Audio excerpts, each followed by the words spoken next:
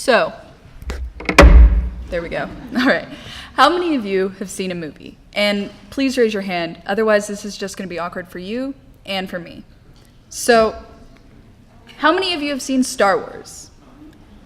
Yeah, that's what I thought. How many of you have seen Jurassic Park? There's something comforting about sitting down with a large bowl of popcorn, a drink, and some sort of candy. It doesn't matter if you're at your house getting ready to watch Scream with a bunch of your friends, or if you're at the movie theater ready to watch the new Star Wars movie with your friends.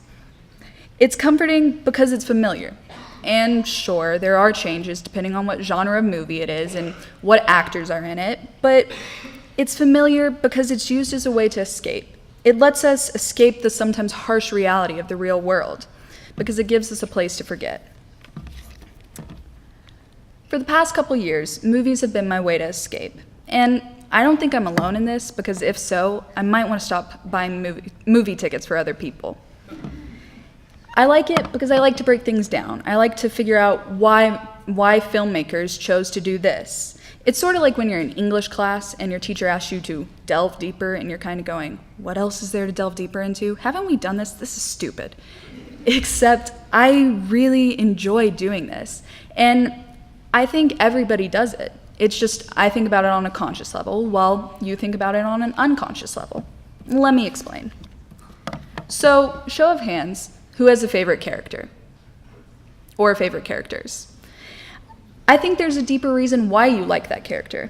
For example, when I was talking with my friend about this presentation, she mentioned how she really likes MJ from Spider-Man Homecoming. And the reason why is because she's able to see somebody like her on screen.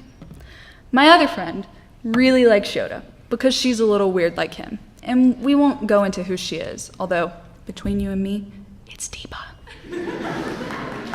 But all jokes aside, there's a reason why you admire certain characters like Finn from Star Wars, Captain America, Hermione Granger.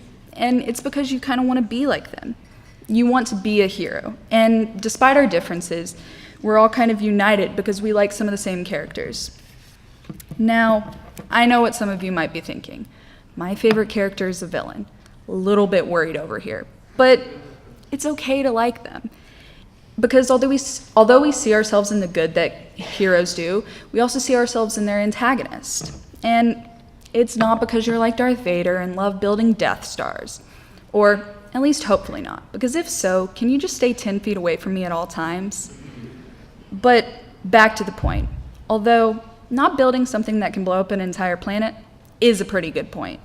But it's because we know that humans aren't always good, and the best villains really reflect this, because in real life and in movies, we know that villains aren't born bad. They become bad because of something that happens to them.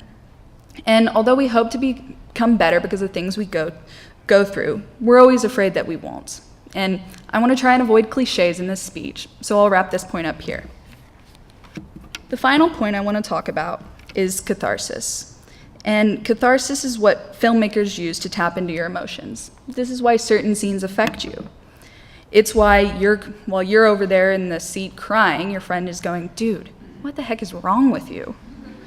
But that's more individualistic catharsis. And I want to talk about community catharsis, which is what happens at the end of the movie. It's where the hero sacrifices themselves or the villains are defeated. It happens no matter what causes it. And catharsis unites us despite our differences because we're able to share emotions. Because despite our division, our different political views, our different life experiences, art brings us together. Film brings us together. Because we're able to see our stories on screen. I'll finish with this. A couple of months ago, I went with my mom, my dad, and a friend to see The Last Jedi. And as I was sitting there, watching a film from a franchise I love so dearly, and everybody else in the audience did as well, I realized that, yeah, maybe outside of this, we wouldn't be able to get along. Maybe we were too different. But while we were in the theater, I realized that we were just moviegoers, looking for a way to escape. And I hope with this speech, I've helped you escape. But if not, I hope my voice was a soothing soundtrack for you to fall asleep to. Thank you.